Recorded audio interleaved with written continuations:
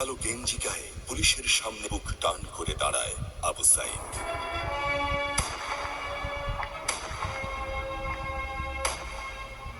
Police তাকে রক্ষা করার বদলে গুলি করে। ঠাস ঠুস কয়েকটা গুলির মধ্যে একটা গুলি লাগে তার কোমরে। খানিকটা ভাঁজ হয়ে যায় শরীর। সম্ভবত সে বুঝতে পারে নাই। ঘাড় ঘুরিয়ে কোমর দেখার চেষ্টা করে একবার, তারপর আবার আগের মতো আবার দুই হাত প্রসারিত করে সিনা টান করে দাঁড়ায়।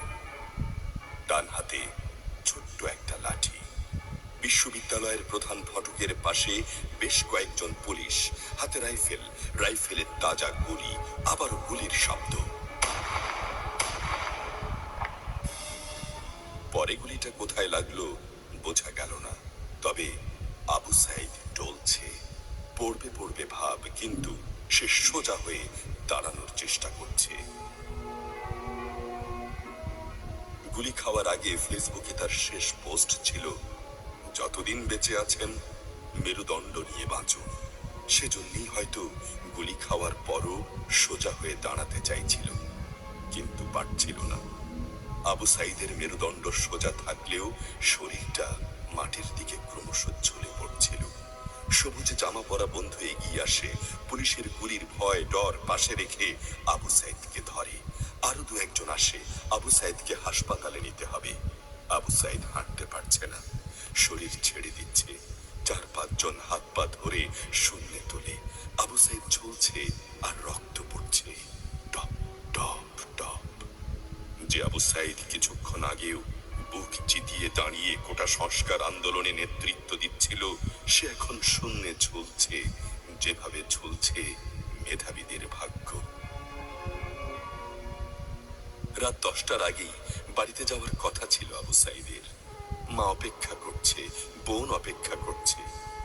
তখনও তারা জানে না আবু সাইদের মৃত্যু সার্টিফিকেট লিখছে কর্তব্যরত ডাক্তার। নাম আবু সাইদ, পিতা মকবুল, ঠিকানা বাবুলপুর, পীরগঞ্জ, রংপুর। বয়স 25। মৃত্যু কারণ আগমনের সময় মৃত্যু। তারিখ 16/7/24, রাত 8টা 5 minute. Serial number 240434, Rangpur medical college হাসপাতাল। পরিবারের একমাত্র শিক্ষিত ছেলেটা খুন হয়ে গেছে। মা যখন জানলো দুনিয়া কি আর ঠিক আছে তার কাছে, বিলাপ করে বলে, আমার ছেলের চাকরি না দিবি না দে, গুলি করলো কেন? বোন শুনি আর্তনাদ করে বলে, 3টা গুলি কেন আমারে করলো না? আবু সাইদ ফেসবুকে আরো লিখেছিল, যদি আজ শহীদ হই তবে আমার নিথর দেহটা রাজপথে ফেলে রাখবেন। ছাত্র সমাজ যখন বিজয় মিছিল নিয়ে ঘরে ফিরবে, তখন আমাকেও বিজয়ী ঘোষণা করে দাফন করবেন। একজন পরাজিতের লাশ কখনো